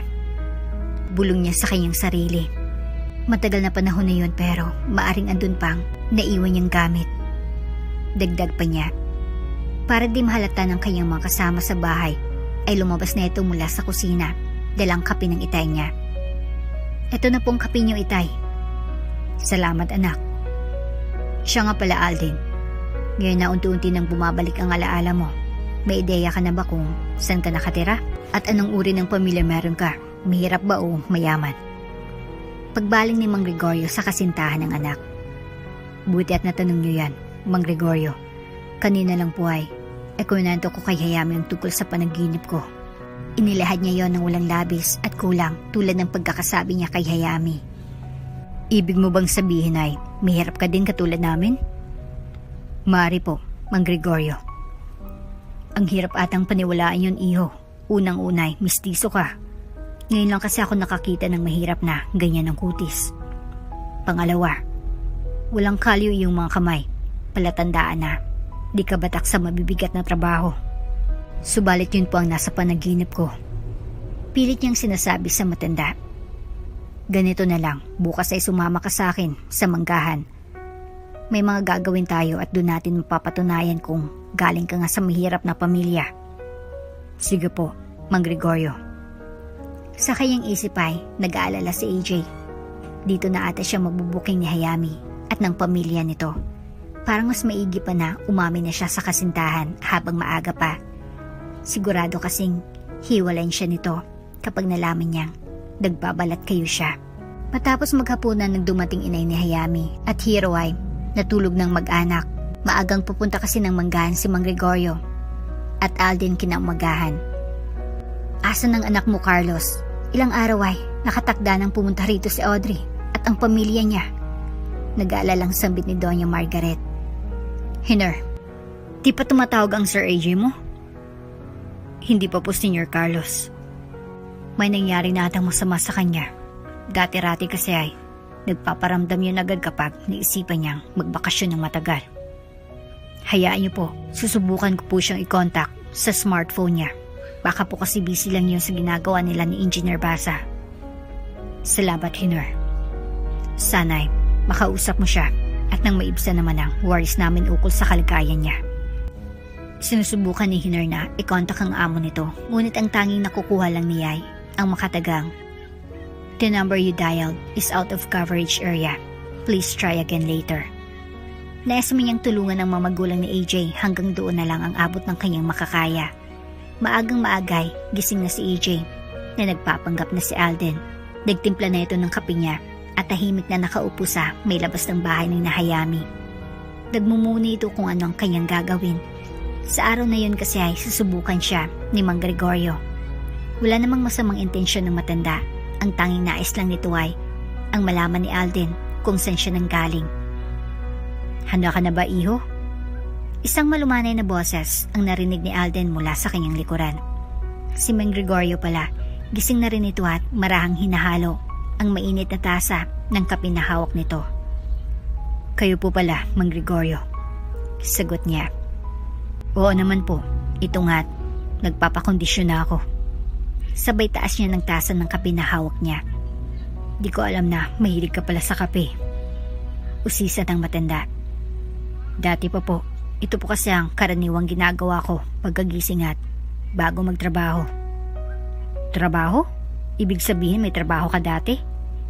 Opo, isa pa ako sa mga nagbebenta ng taho sa umaga. Pagbabalat kayo niya. Nako, isang taho sa buborito kong kainin. Pagmamalaki ng itay ni Hayami. Maalala mo ba saan mo kinukuha ang binibenta mo? Ang pagkakaalam ko po ay sa Quezon City, sa May Libis. Masarap ang kwentuhan ng dalawa, kaya di nila namalayan na nasa kusina na si Hayami at naghanda na ito ng almusal. Naghiwa muna ito ng sariwang kamatis, tapos nanay bawang para sa sinigang. Nagprito na rin siya ng itlog at tuyo. Bigat ang niluto niyang almusal sapagkat alam niya na mapapagod sa araw na yon ang kanyang mahal. Ilang minuto pa at tinawag niya na si Mang Gregorio, Alden, Hiro at Aling Clara para kumain ng agahan. Kumusta ang tulog mo, mahal? Pag-uusisa nito kay Alden. Okay lang naman, sagot nito. Handa ka na ba para mamaya? Oo, handang-handa na yan. Paniniguro ni Mang Gregorio. Ikaw atang nababahala eh. Biro pa nito. Siyempre naman, itay, kasintahan ko kasi si Alden mamaya kung mapaano na naman siya. Hindi ko kakayanin. Wika ni Hayami. Tumawa na lamang ng pagkalakas-lakas si Mang Gregorio upang mawalang tensyon sa pagkainan. Anak, huwag kang mag-alala. Sitay mo ang bahala kay Alden. Paniniyak ni Aling Clara noon, na nakataas pang paa na kumakain ng tuyo. Lumabas ng itay niya matapos mag-agahan. Nagtungo na ito sa shed para kunin ang itak at iba pang kagamitan para sa pagpuputol ng kawayan at pamimitas ng mangga. Makaraan ng ilang minuto ay tinawag na nito si Alden. Agad namang tumalima si Alden at sumunod dito sa kanya para sumakay sa kariton. Lingid sa kalaman nila ay sumunod si Hayami. Tahimik itong naglakad para di nila mahalata. Ang una nating gagawin, Alden, ay magputol ng kawayan, sabi ni Mang Gregorio. Ipapakita ko muna sa iyo kung paano ito gagawin tapos ikaw ay ang susunod na. Utos nito kay Alden. Sige po, naintindihan ko po, sagot nito. Nagsimula ng magputol ng kawayan si Mang Gregorio. Nang makarami na ito ay inabot niyang itak kay Alden. Nung una ay nahirapan si Alden, bahagya pang dumulas ang itak na siya namang ikinabahala ni Hayami na nanonood sa di kalayuan. Mag-ingat ka, Alden, matalas ang itak na gamit natin, pagpapaalala ni Mang Gregorio. Ilang saglit ang lumipas at hapong-hapon na si Alden. Nagpapakita na dito sanay sa ganung trabaho. Ang anak mahirap kasi ay batak sa trabaho. Gaano man ito kahirap ay di agad mapapagod. Sa may manggahan naman tayo ngayon, Alden, pagyaya ng matanda. Opo, Mang Gregorio. Sumunod dito at tulad ng dati ay pinanood muna niya ang ginagawa ng tatay ni Hayami. Ikaw naman ngayon ang umakyat at magpitas ng mangga, utos sa kanya. Agad itong umakyat ng mangga, subalit pagdating sa bandang taas ay mapapansin na parang takot na takot ito. Sinubukan niya itong itago kay Mang Gregorio, pero sa mata ni Hayami ay hindi. Mali atang panaginip ng mahal ko. Hindi siya anak mahirap, bulong ni Hayami sa kanyang sarili habang patuloy itong nagkukubli sa puno ng mangga malapit sa inakyat ng boyfriend niya. Ngunit kung hindi siya anak ng mahirap, sa makatuwid ay galing siya sa mayamang pamilya. Hayaan ko na lang muna silang matapos. Pupuntahan ko muna ang lugar sa lawa kung saan namin siya natagpuan. Baka doon ay makakakuha ko ng sapat na kasagutan, niisip niya habang pinapanood si Alden. Andito na rin lang ako ay di ko naaaksayin ng oras. Umalis na nga si Hayami. Dumaan siya sa kabilang damuhan para di siya mapansin ng dalawa. Maya't maya lang ay nasa may lawa na ito. Dito siya nakita ni Hiro. Ayon sa kanyang kwento, kung ganun ay maaring nahulog siya mula sa gilid ng talon. Pag-uobserba nito, pagkasabi niya ay hinahanap niya na ang daan patungo sa itaas. Dumaan ng ilang minuto bago niya ito natagpuan sapagkat natatakpan nito ng mayayabong na halamang ligaw. Maingat niyang tinahak ang mabatong daan, madulas kasi ito. Nang marating niyang tutok nito ay nagulat siya sa nakita. Sa di kalayuan kasi ay may natanaw siyang isang maliit na tent, yung karaniwang ginagamit ng mga taong umaakyat sa bundok sungay. Agad niya itong nilapitan nang walang pag-aalinlangan. Kanino kaya ito? Mukhang mamahalin at di pa masyadong nagagamit, bulong niya. Matyaga niyang hinalungkat ang loob nito. Nagbabakas sakali siya na may matatagpuan siyang mga bagay na magpapatunay sa pagkakakailanlan ng may-ari. Sa kasamang palad ay wala siyang nakita. Imposible namang walang nagmamay-ari nito. At basta nalang iniwan dito. Mamahalin ito, walang ganitong tent ang mabibili mo dito sa aming bayan. Kung akong tatanungin ay sasabihin ko na mayaman ang gumamit ng tent. Aalis na sana siya nang mapansin niya ang mga yapak sa lupa. Galing ito sa direksyon mga ilang metros pababa ng bahagyang yon ng bundok tungo sa malawak na damuhan. Mga yapak. Natuyo ng mga ito pero parang galing ito sa taong maaring nagmamayari ng tent na ito. Paniniyak niya. Susundan ko ito at baka may makita pa akong palatandaan. Ginawa nga niya iyon. Isa na namang bagay ang natamaan niya sa di kalayuan. Ang jeep ni AJ. Jeep? Jeep? Bakit may sasakyang ganito rito? Walang jeep ang napadpad rito sa aming lugar. Maring ito ang sinakyan ng hinahanap kong tao. Maingat niya itong nilapitan. Nag-aalangan kasi ito na baka masamang loob ang gumamit nito. Matiyak niya na wala ni isang taong nasa paligid ay hinalugog niya ang loob nito. Doon na siya nakatagpo ng isang bagay na ikinagulat niya. ID at mga papeles. Nanginginig niyang sambit. Dahan-dahan niyang binuklat ang papeles at tiningnan ang larawan at pangalan ng nakalagay sa ID. Adrian Jose Cervantes. Mahina nitong sambit. Si Alden nga ito. Ang tunay na pangalan niya ay Adrian Jose Cervantes. Hindi ako pwede magkamali. Napatunayan niya sa mga sandali na yon ang tunay na pagkatao ng kanyang kasintahan. Mayaman pala ito. Mayamang mayaman. Isa siyang bilyonaryo na nakatira sa Maynila. Bagamat nagulat siya sa natuklasan ay, minabuti niyang kalmahin ang sarili. Alam naman kasi niya na di kasalanan ni Alden ang mga sinabi. Nahulog ito sa talon at nawala ng ulirat. Nagka-amnesia si Alden, kaya anuman ang hakahaka niya ukol sa pagkatao niya ay maaring tama, umali ito at wala siya ni kasalanan.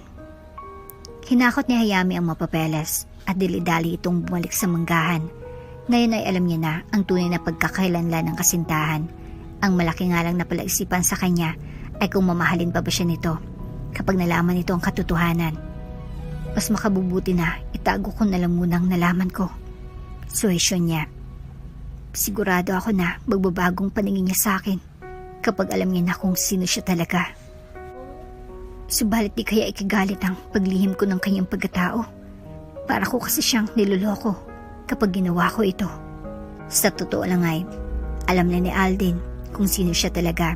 Wala namang katuturan ng pagtatago niya ng kanyang nalaman ngayon, ngunit hindi yun alam ni Hayami. Minabuti na lamang niyang dumiretso sa bahay nila nang sa gayon ay magkakaroon siya ng sapat na panahon na makapag-isip na mabuti sa susunod niyang hakbang. Ate Hayami! Ate Hayami! Saan ka po galing? Salubong sa kanya ng nakababatang kapatid. Ha? Namasyal lang ako sa may kakawayan. Nagpahangin. We, hindi ako naniniwala. Sinundan mo sina Ite at Kuya Alden, no? Pangiinis ni Hiro. Huwag kang makulit dyan. Masungit niyang sagot rito. Nagulat tuloy si Hiro sa inasal ng kanyang ate. Di naman ito ganun dati. Bakit ganun si ate inay? Baling nito kay Aling Clara na noon ay nagpapakain ng manok sa bakuran. Bakulit ka kasi. Alam mo nang aburido yung ate mo sa kaligayan ng kanyang kasintahan ay nakuha mo pang inisin siya. Yan tuloy ang napala mo. Nagtataka lang po ako. Sige na nga, maglalaro na lang ako rito. Sabay kuha niya ng kanyang malaruan. Saan kaya galing sa Hayami? At ganun na lamang ang reaksyon niya kay Hiro. Masayahin ang batang yan. Subalit simula nang dumating si Alden sa kanyang buhay ay nagbago na siya. Sambit ni Aling Clara sa kanyang sarili. Mas makabubuti na ata na mawala na si Alden sa buhay niya. Dagdag nito. Nagmukmuk na lang sa loob ng kwarto si Hayami. Gulong-gulo kasi ang isip at damdamin niya ng mga oras na yon. Mahal na mahal niya kasi si Alden. Natutunan niya na itong bigyang halaga sa buhay niya. Kapag nawala ito ay di niya kakayanin. At higit sa lahat ay may nangyari na sa kanila. Minsang naabutan sila ng ulan. Sa may manggahan ay naisuko niya na sa kasintahan ng kanyang pagkababae. Panginoon, huwag niyo naman pong hayaan na mawala siya sa buhay ko. Tatanggapin kong lahat ibibigay mo sa akin na pagsubok basta po ang kapalitay. Si Alden. Tahimik na dasal nito habang nakaupo siya sa gilid ng kanyang kama. Hapon na nang bumalik si Mang Gregorio at Alden. Nagtatawanan ang dalawa, masayang masaya. Dako, iho. Napatunayan ko na ngayon na, bagamat hindi ka tunay na anak ng mahirap ay, may puso ka naman para sa mahirap. Sabi ng matanda. Totoo yun, Mang Gregorio. Ako rin ay, parang nabunutan ng tinik sa nalaman ko. Tugon ni Alden. Mabuti na yung maideya ka ukol sa pagkatao mo. Hayaan mo unti-unti ay babalik ka rin yan. Magtiwala ka lang lagi sa taas. Tumango na lang si Alden sapagkat alam naman niya kung sino siya. Pilit lang niya itong inililihim sa kanila dahil mahal na mahal niya si Hayami at ayaw niyang mawala ito sa buhay niya. Napatunayan niya na kasi na ang habol ni Hayami sa isang lalaki ay hindi ang kayamanan nito, bagkus ay ang pagkatao nito. Anak, Hayami, asan ka? Tawag ni Mang Gregorio sa paborito niyang anak. andito na kami ng kasintahan mo. Baka naman maaari mo kaming ipagtimpla ng kape. Naalimpungatan si Hayami sa narinig. Lalo tuloy siyang naaburido. Opo tay, saglit lang po at mag-aayos po ako. Nakatulog po kasi ako. Pagdadahilan nito para magkaroon siya ng sapat na panahon na pahira ng maluha na dumalig sa kanyang mga larosas na pisngi. Ilang saglit lang ay lumabas na ito ng kwarto niya. Dumiretso ito sa kusina. Di man lang binabati ang kasintahan. At itay nito na noon ay abalang nakaupo at nagkukwentuhan sa may sala. Mahirap na kasi napapansin nilang kanyang hitsura at baka kung ano-ano pang usisain nila sa kanya, lalong-lalo na ang kanyang itay na minsan ay makulit tulad ni Hiro. Andyan ka na pala, asawa ko. Wika ni Aling Clara. Oo, maaga kami kasi natapos ni Alden, kaya't umuwi na kami. Sagot ni Mang Gregorio. Nagkausap na ba kayo ng anak mong si Hayami? Hindi pa, pero inutusan ko siya na magtimpla ng kape. Bakit, may problema ba ang anak mo? Wala naman, napansin ko lang kasi na pag uwi niya masungit ito. Paglalahad ni Aling Clara. Totoo yun, itay. Pagpapatotoo ni Hiro. Baka naman makulit ka lang. Patawang sabi ni Mang Gregorio. Nabahala si Alden o AJ sa kanyang narinig. Hindi kaya ganun si Hayani ay dahil may natuklasan nito. Dapat pala inunya niya munang pupunta sa kinaroroonan ng magamit niya at sasakyan. Baka kasi may magkamaling mapadpad doon at matuklasan nila ang kanyang pagkatao na pinakaiingatan pa naman niya na di malaman ni Hayami. Mang Gregorio, labas mo muna ako saglit. Bigla niyang paalam sa matanda. Tapsilim na iho, saan ka pupunta? Paninita nito. Magpapahangin lang po. Sige, huwag ka nang lumayo. Ipinagtimpla ka pa naman ng kape ng kasintahan mo. Baka hanapin ka nun. Okay po. Nagtungo muna sa may manukan si Alden. Mag-iisip muna ito. Hindi niya kasi alam ang isasagot. Sakaling kumprontahin siya ni Hayami ukol sa kanyang lihim. Baka maging sanhi pa ito ng kanilang pagtatampuhan na maaring mauwi sa hiwalayan. Nakausap mo na ba si Sir AJ mo, Hiner? Pagtatanong ni Don Carlos. Nahirapan ba ako matawagan siya? Sagot nito. Akala ko ba'y nasa may project site lang siya? Tama po, kaso nasa gitna po yun ng kabundukan. Maring mahina po ang signal doon. Pangangatwiran niya. Ngayong araw na ito ay dapat makausap mo na siya. Bukas ay nandito ng pamilya ni Audrey. Nakakahiya. Pabulian na sabi nito. Opo, senyor. Paniniguro nito. Iyan lang ang sagot mo sa akin. May tinatago ka ba? Halatang nagdududa ng Don. Sa kanyang pagmumukay, maaninag ang puot at pagkayamot. Sino nga ba naman ang di mababahala kung nawawala ang unikuihin niya at dahil doon ay maring maunsyumi ang business deal nila sa pamilya ni Audrey? Wala po. Siguraduhin mo lang kundi ay malilintikan ka sa akin.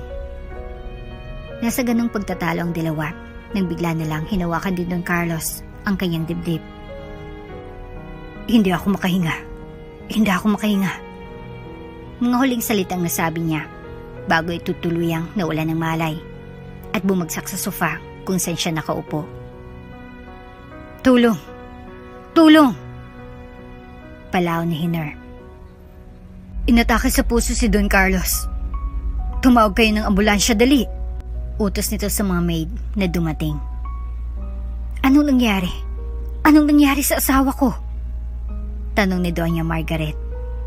Nahimatay po siya, ma'am. Hindi na po ata niya kinaya ang stress dulot ng pagwala ni Sir AJ. Paliwanag ni Hiner. Ilang minuto pa ay dumating ng ambulansya. Dinala ang Don sa pinakamalapit na ospital, isang private hospital na eksklusibo para sa mayayamang angkan tulad nila. Magagaling ang mga doktor doon, kaya agad na nilapatan ito ng lunas ang daddy ni AJ. Inilipat na ng private room si Don Carlos matapos maagapan ang kanyang kalagayan. Stable na po ang kondisyon ni Don Carlos. Mabuti na lang po at agad niyo siyang nadala dito. Anunsyo ng attending physician kay Doña Margaret na halatang alalang-alala sa kalagayan ng asawa.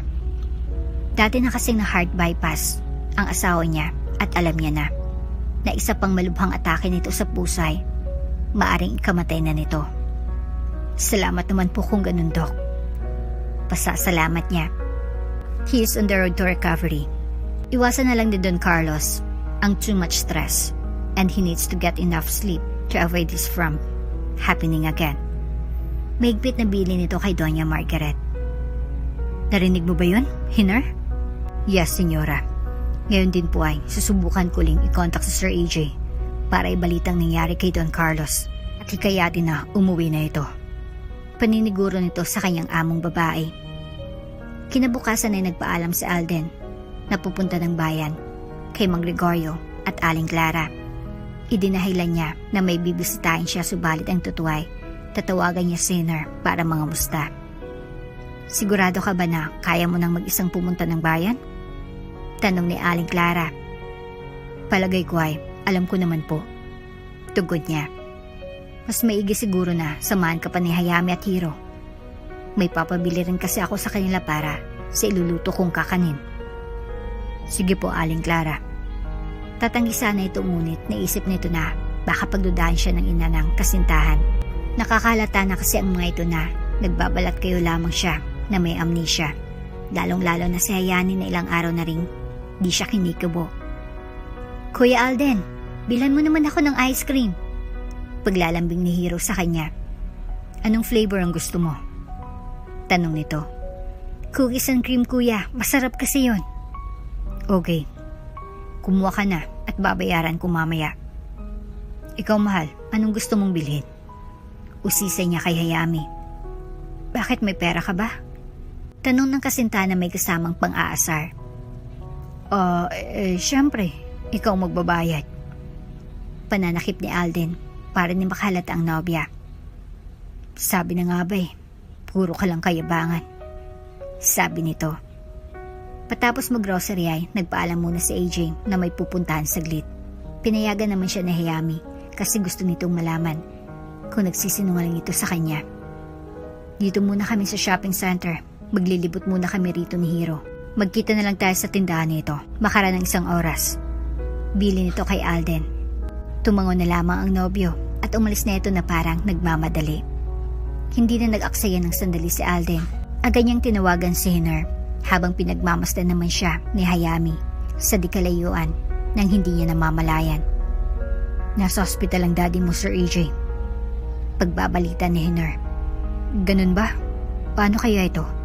Mahirapan pa akong umuwi dyan. Sagot nito. Kailangan mo nang umuwi po rito. Nakakalata na kasi sila sa totoong dahilan ng iyong pagkawala. Naubusan na rin ako ng idadahilan. Sige. Hayaan mo at gagawa ko ng paraan. Matapos siyang sabihin yun ay, ibinaba niya na ang telepono. Lumingon-lingon muna siya sa kanyang paligid bago bumalik sa tindahan. Di ko na pala kailangan ilihim sa'yo ang natuklasan ko. Matagal na palang bumalik ang alaala mo. Bulong ni Hayami sa sarili. Ate, sino yung tinitingnan mo? Wala Hiro. At nagtungo na nga ang dalawa sa tindahan. Habang daan pa uwi ay tahimik ang dalawa. Di sila nagkikibuan. Nag-antayan kung sinong unang magsasalita at magtatapat ng kanyang saloobin. Can we talk? Isasabihin lang sana ako. Sabay nilang sabi. Nagkatinginan silang dalawa sa mata habang naglalakad sa makipot na daan papunta sa bahay ni Hayami. Mauna ka muna. Mungkay ni Alden kay Hayami. Alam ko ng totoo mong pagkatao. Ikaw si Adrian Jose, isang bilyonaryo na galing sa mayamang angkan. Nakatira ka sa Maynila. Pagsisiwalat ng kasintahan nito. Nagulat si Alden sa tinura ni Hayami. Paano mo nalaman ang tungkol sa akin? Nagpunta ako sa lugar kung saan ka namin nakitang walang malay. Nang sinundan kong isang makipot na daan, ay natagpuan kong ginamit mong tent at ang jeep na sinakyan mo patungo sa aming lugar. Lalo pang nang mahal si Alden sa narinig niya. Mukhang alam na ng mahal na nobya ang tungkol sa kanya at isa lang ang kailangan niyang aminin rito. Tama lahat ng sinabi mo, mahal. Isa akong bilyonaryo na nagpunta sa probinsya niyo dahil may pinapatay yung gusali ang aming kumpanya rito. Maliban doon ang tanging naalala ko ay naaksidente ako at nagka-amnesia. Pero may mga tao akong nakikilala hanggang ngayon tulad ng aking assistant. Ang lahat ng ito ay dahil sa pag-aalaga mo sa akin. Siya ba yung kausap mo sa telepono kanina sa bayan? Ha? Paano mo nalaman? Aaminin ko, sinundan kita. Nagdududa na kasi ako na may amnesia ka pa. Oo, siya si Hinner. Isa sa mga taong pinagkakatiwalaan ko. Ngayon na alam mo na kung sino ako talaga, palagay ko ay isang kasagutan lang ang dapat kong malaman. Ano yun? Mataray na sagot ni Hayami. Mahal mo pa rin ba ako? Natahimik bigla si Hayami. Sa oras na yun ay mukhang di niya alam ang kanyang isasagot. Uulitin ko, mahal mo pa rin ba ako? Pangungulit ni Alden. Nagulat siya sa isinagot ng dalaga. Hindi na Adrian. Mayaman ka. Mahirap ako. Di tayo bagay sa isa't isa. Pasigaw nitong sagot kay Adrian. Pero mahal pa rin kita. Ayaw kong mawalay ka sa akin. Pagpupumilit nito sa dalaga. Mula sa araw na ito ay tapos na tayo. Maaari ka nang bumalik sa Maynila. Sa pamilya mo. Pagtataboy nito. Tumakbong umiiyak si Hayami papunta sa kanilang tahanan. Si Hiro naman ay tulalang nakikinig kay Adrian. Salbahe ka kuya. Pinaiyak mong ate Hayami ko. Mula ngayon hindi na tayo magkaibigan. Galit na tugon ni Hiro. Walang nagawa si Adrian kundi ang lisanin ng lugar na yon. Naalala naman niya ang daan patungo sa kanyang tent at jeep. Maingat siyang umakyat sa gilid ng talon hanggang sa marating niya ang kinaroroonan ng mga ito. Matapos siyang ayusin ang kanyang mga gamit sa kanyang sasakyan ay pinaandar niya na ito. Kinagilap niya ang kanyang smartphone sa globe at compartment at chinarge muna ito. Makaraan ng isang oras ay tinawagan niya na si Hinner. Pauwi na ako ng Manila. Huwag mo munang banggitin kina daddy at mommy. Mahigpit na utos niya. Opo, Sir AJ. Pagkumpirma ni Hinner. Nagpahinga muna saglit sa isang convenience store malapit sa gasolinahan si AJ. Medyo sumasakit na naman kasi ang kanyang ulo. Hindi pa tuluyang gumagaling ang kanyang amnesia. He only remembers spot details, as psychologists would call it, tungkol sa buhay niya. Every now and then ay kailangan niyang magpahinga upang bumaba ang kanyang stress level. Katulad ngayon. Carlos. Tumawag na ang mami ni Audrey sa akin kanina lang. Confirming na bukas ay pupunta na sila ng bahay upang pag-usapan natin ang nalalapit na kasal ng mga anak natin. Pagbabalita ni Doña Margaret sa asawa nito. Anong gagawin natin? Wala pa si Adrian sa bahay. Maliban dun ay nanghina pa ako. Sabi ni Don Carlos sa mahinang boses. Hindi na natin pwedeng iurong ang pag-uusap na ito. Mag-isip na lang tayo ng dahilan kung bakit wala si Adrian. Sabihin natin na nasa business trip pa siya and in a few days ay pabalik niya ito. Siguro nga yun ang maaari nating dahilan sa kanya. Kahit anong mangyari ay dapat na matuloy ang kasal ni na Adrian natin at si Audrey. This will be the most expensive merger ng dalawa sa pinakamalaking kumpanya sa Pilipinas. Paalala ni Don Carlos. Dapat nga talagang matuloy asawa ko. Both our families will benefit sa merger na ito. Pagsang-ayon ni Doña Margaret. Nang mga oras na yun ay malapit na sa Maynila si AJ. Dumiretso ito sa private hospital kung saan nakakonfine ang kanyang daddy Carlos. Sa parking area pa lang ay sinalubong na siya ni Hinner. Ikunento ng assistant niya ang mga naganap habang wala siya para may panahon siyang mag-isip ng dahilan niya kung bakit siya matagal na nawala. Kinakausap ng attending physician niya noon ang kanyang daddy at mommy nang pumasok siya sa kwarto. Sinasabi ng doktor na maaari nang lumabas si Don Carlos at sa bahay na lang ito magpapahinga. Dad, Mom, kumusta na kayo? Bungad ni AJ sa mga magulang niya na siya namang ikinagulat ng mga ito. Lalo ng kanyang mami. Adrian, ikaw ba yan? Paninigurado ni Doña Margaret. Opo, Mami. In the flesh. Pagmamayabang pa niya. Niyakap siya ng mahigpit ng kanyang mami at hinalikan siya nito sa pisngi. Tuwang-tuwa na nakabalik na ang kanyang anak at matutuloy na sa wakas ang kasal nilang dalawa ni Audrey. Lalabas na raw bukas ng iyong daddy. Masayang sabi nito sa anak. That's great news. Alam ko naman na daddy is a strong man. Natutuwang sagot niya na halatang parang may iniiwasan na pag-usapan. Subalit, talagang di na siya makaiwas. Teka nga muna, Adrian. Saan ka ba nagsusutat? Ang tagal mong nawala. Pag-uusisan ng kanyang daddy. Long story that. I'd rather na pag-usapan yan kapag full recovered ka na. Palusot niya. Sinang-ayunan naman siya ng kanyang mommy. Tama naman si Adrian, daddy. Baka ma-stress ka na naman. Relax ka lang muna dyan. Ang mahalagay, andito ng anak natin. At magkikita na sila ni Audrey. Audrey? Do you mean our old neighbor, Audrey? Nagtatakang tanong niya sa kanyang mommy. Yes, Adrian. That same Audrey na kalaro mo noong kayo ay bata pa. Yung first kiss mo. Panunukso pa nito. Bakit naman kaming magkikitang dalawa? Laking pagtataka niya. Ay, oo nga pala. We forgot to mention it to you. Nagkaroon kami at ng magulang niya ng kasunduan na kayo ay ikakasal na dalawa. What? Mom? Alam mo na ayaw ko sa kanya. I hate her. She almost ruined my life nung college days namin. Inis na sabi ni AJ. Hindi ka na pwedeng umurong, Adrian. Kapag ginawa mo yan ay baka atakihin ulit ako sa puso at ikamatay ko na yon. Pananakot ng kanyang daddy. Nanlumo si AJ sa narinig. Nakaupo lamang ito sa leather na sofa sa gilid ng private room ng kanyang daddy. May napupusuan akong babae, mommy, daddy.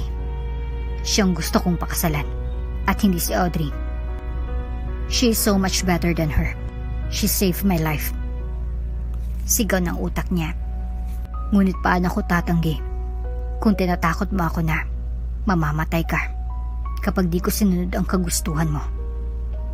Lumabas na lamang muna siya ng kwarto para magpahangin.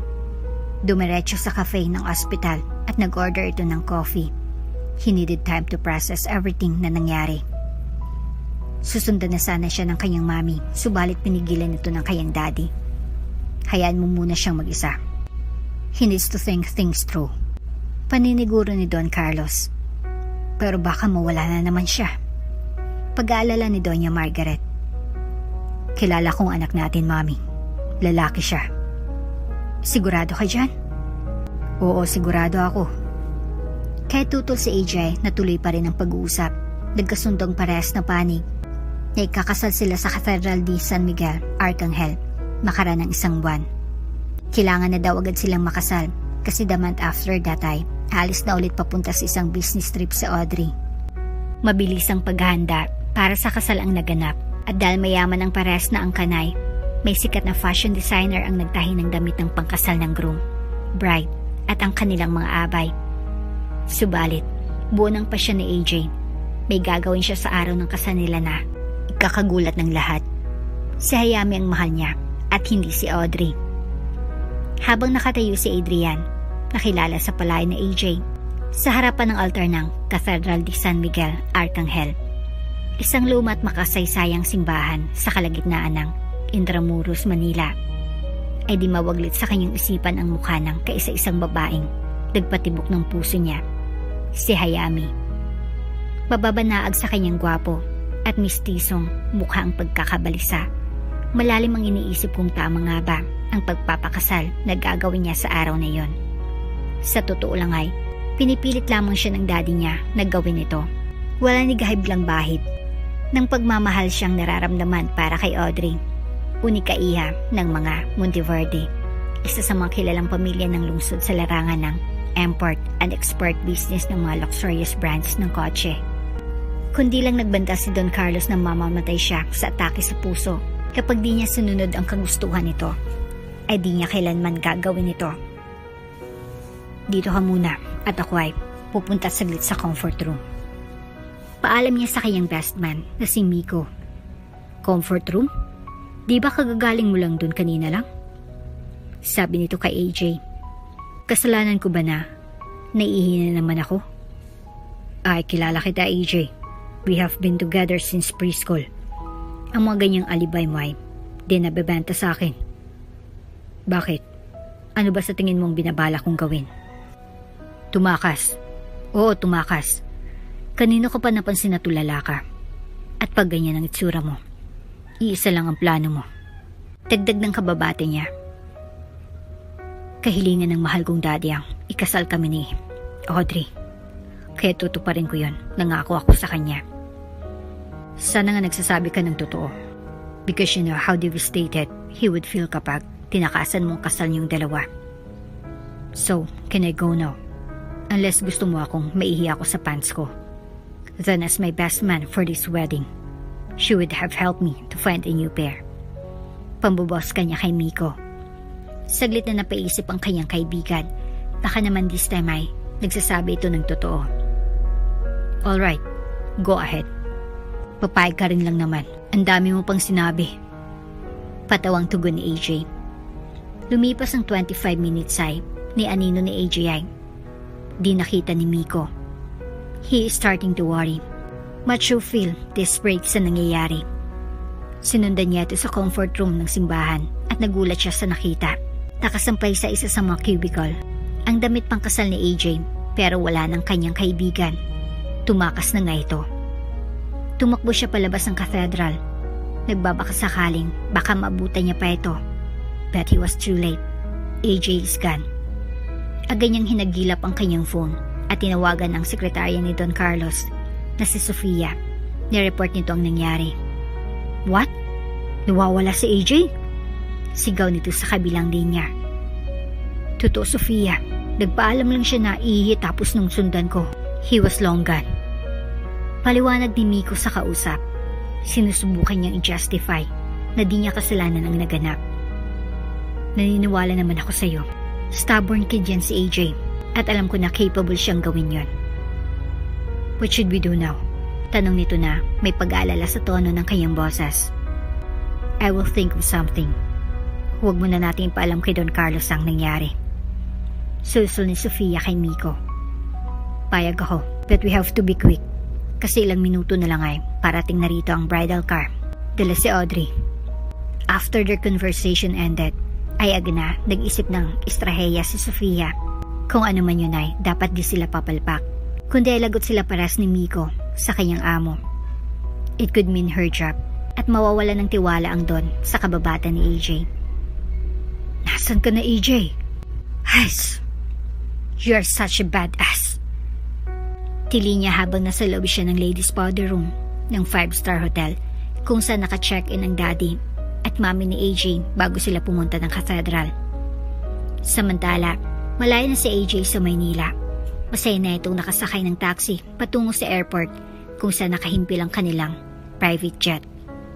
Sa wakas ay, pagkikita tayong muli, Hayami. I love you and I miss you. Sabi nito habang nakangising nakamasid sa mga malalaking gusaling mabilis na dumadaan sa kanyang paningin sa kabaan ng EDSA.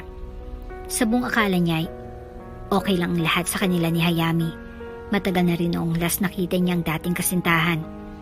Naisipan niyang magpahinga muna sa isang malit na hotel bago tumuloy sa bayan nila. Nakakapagod din kasi ang magmaneho ng 5 oras.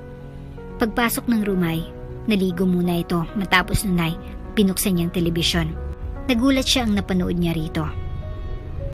Nanalasa ang bagyong Hinar kamakailan sa bayan ng Tagaytay, Laguna. Maraming bahay ang nasira, karamihan sa mga pamilya ay naninirahan pansamantala sa evacuation center. Sabi ng tagapagbalita na siya namang ikinagulat ni AJ. Kumusta na kaya si Hayami at Hiro? Pati na si Mang Gregorio at Ali Clara.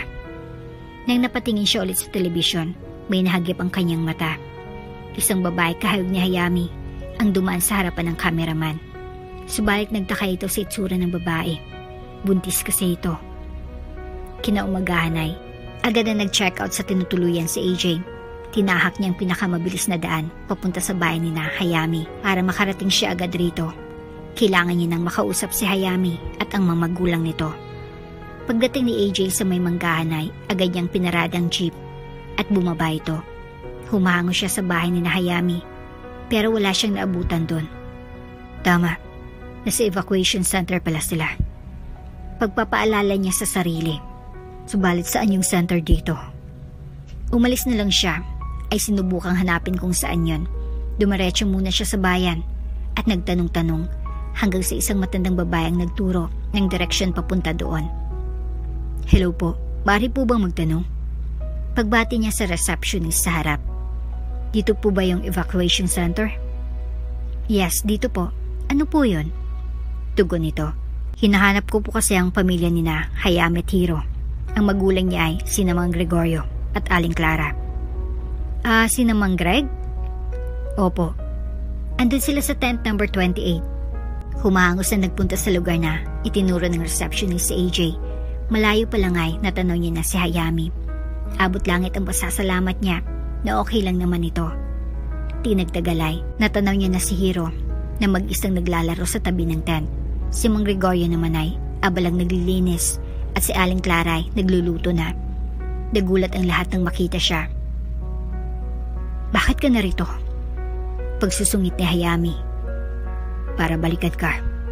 Mahal na mahal kita, Hayami. Wala ka nang babalikan rito. Gusto ko na ikaw ang kasama ko habang buhay. Ayaw ko na sa'yo. Hindi na kita mahal. Di ako aalis dito hanggat di ka pumapayag na pakasal tayo sa lalong madaling panahon.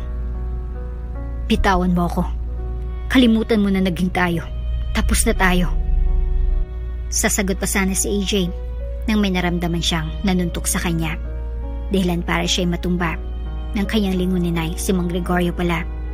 Nakatayo ito sa kanyang harapan. Umalis ka na, AJ. Hindi ka namin kailangan. Hindi ka kailangan ni Hayami.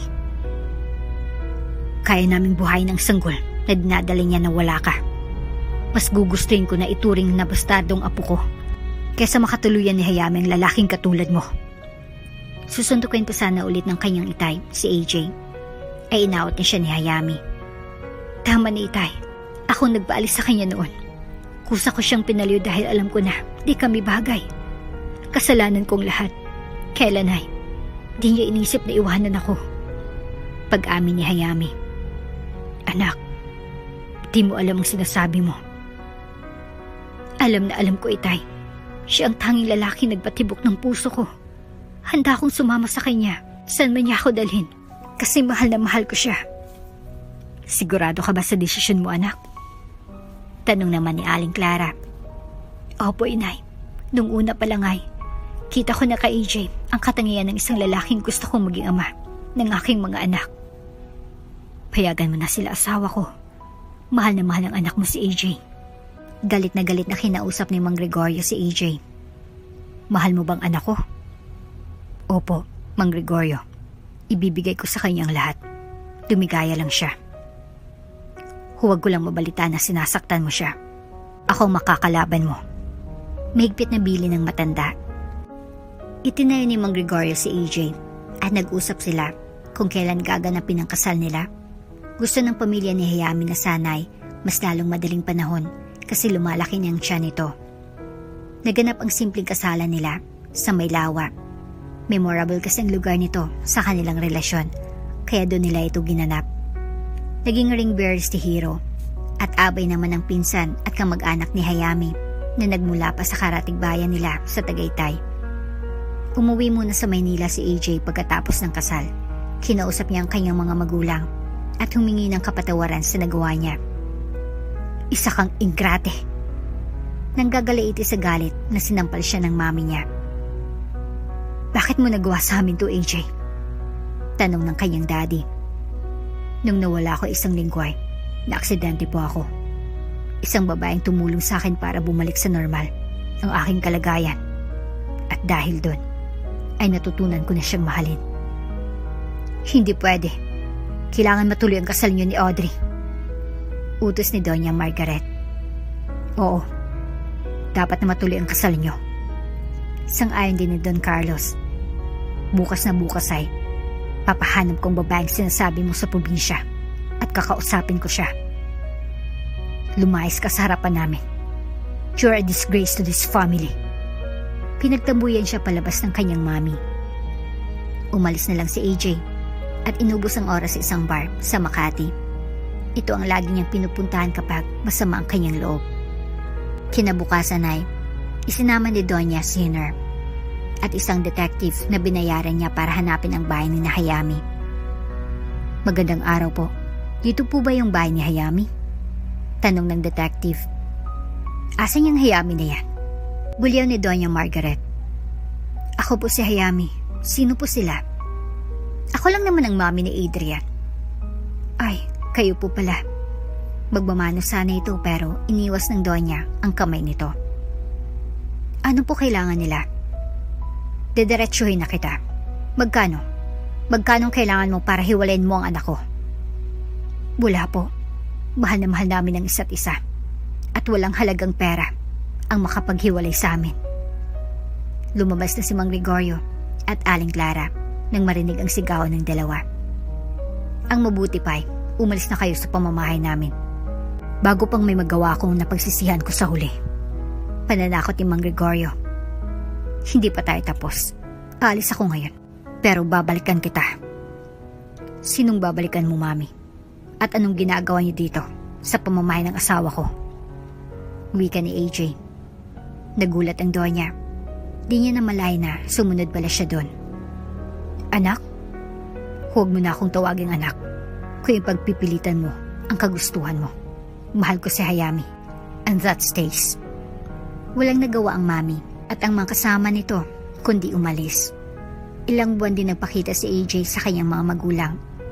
Napagpasya niya na di siya babalik sa mansyon hanggat di nila natatanggap si Hayami. Talon tayo, Carlos.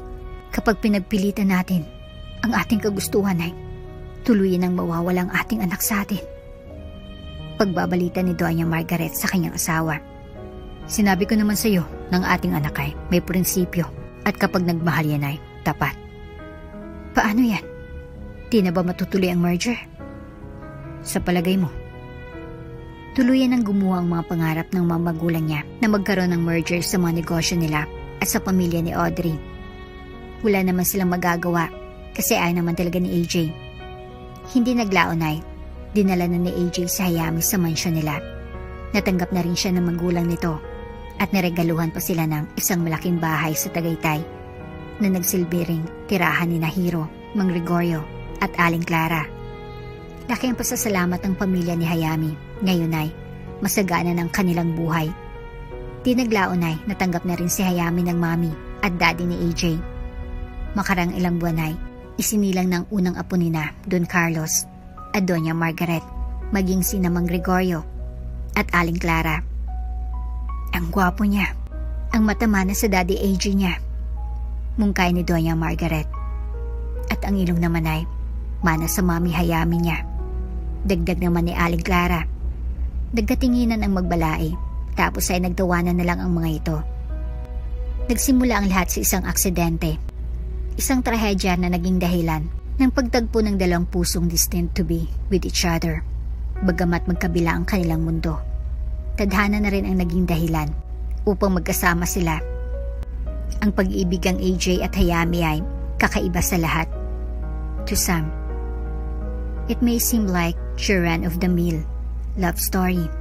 Subalit ang pagsubok na hinarap ng dalawa na nagpatatag sa kanilang pag-iibigan ay di matatawag na katulad ng nababasa sa mga pocketbooks. Life is really like that. Minsan ang taong di natin inaasahang darating sa buhay natin at magpapaibig ay siyang magbibigay sa atin ng lasting love. Ayan na si Daddy, sigaw ni AJ. Hay nako. Hay nako. Nangarap na atleta si Lampa. Pagbibiro ni Hayami. Sinong tinawag mong Lampa? Ikaw, di ba nahulog ka nga sa talon? Ganun ba? Eh kung di naman nangyari yun ay, di mo makikilala ang poging lalaking nasa harapan mo ngayon. Hiyabang naman. Mas pogi pa nga anak mo sa iyo, oy. Siyempre anak ko yun eh. Nasa ika-8 buwan ng pagbubuntis si Hayami. Malapit na naman niyang isilang ang kanilang pangalawang anak. O ano? Lampa, hahabol ka pa ba? Pag di ka tumigil dyan ay, talagang gagawin ko yun. Sige na nga. Talo na kami ng anak mo. Daddy, let's play. Yaya ng panganay na anak nilang lalaki. O ayan, laro daw kayo ng anak mo. Baka madapa ka na naman yan, hay nako. Tumawa na lamang sila ng pagkalakas-lakas. Masaya sila na nabuo ang kanilang pamilya. A true blessing from the Lord. Deserve naman nila kasi. Dahil para silang may busilak na puso. Lalo na si Hayami. AJ at Hayami, kumain muna kayo. Nagluto ako ng kakainin. Anyaya ni Aling Clara. At nagtimpla ako ng paborito mong kape. Dagdag ni Mang Gregorio. Kami naman ay nagdala ng masarap na spaghetti para sa aming mga apo. Sagot ni na Don Carlos at Doña Margaret. Kumusta na kayo, Balae? Okay lang naman kami. Kayo? Eto, pogi at maganda pa rin. Pataong sagot ni Mang Gregorio. Si Balae talaga. Pagbibiro din ni Don Carlos. Nagkamayan ang dalawang ama at magkasamang umupo sa mesa para mag-inuman. Sina Aling Clara at Doña Margaret naman ay andun na sa gazebong, naguhuntahan. Inaalam sa isa't isa kung ano ang bagong chismis ukol sa kanilang mga amiga at mga paborito nilang artista. Nagkasama-sama na muli ang kanilang magulang at ang kanilang pamilya. A scene that is worth remembering. Memories na kailanman ay di malilimutan ni na AJ at Hayami at magpapatatag lalo na sa kanilang relasyon. Ilang taon ang lumipas, si AJ nang namamahala sa kanilang kumpanya. Si Hayami naman ang nagpapatakbo ng negosyo na itinayo nilang mag-asawa habang ang mga anak nila ay kasalukuyang nag-aaral sa isang eksklusibong school sa Maynila. Wala nang mahiling pa ang dalawa. Binigay na yata ng Panginoon ang lahat ng pangarap nila. Love really works in mysterious ways. Kung saan ito mapapadpaday, di mo malalaman. Basta magugulat ka na lang balang araw at nasa harapan mo na ito. At dito na nga po nagtatapos ang ating kwento. Hanggang sa muli.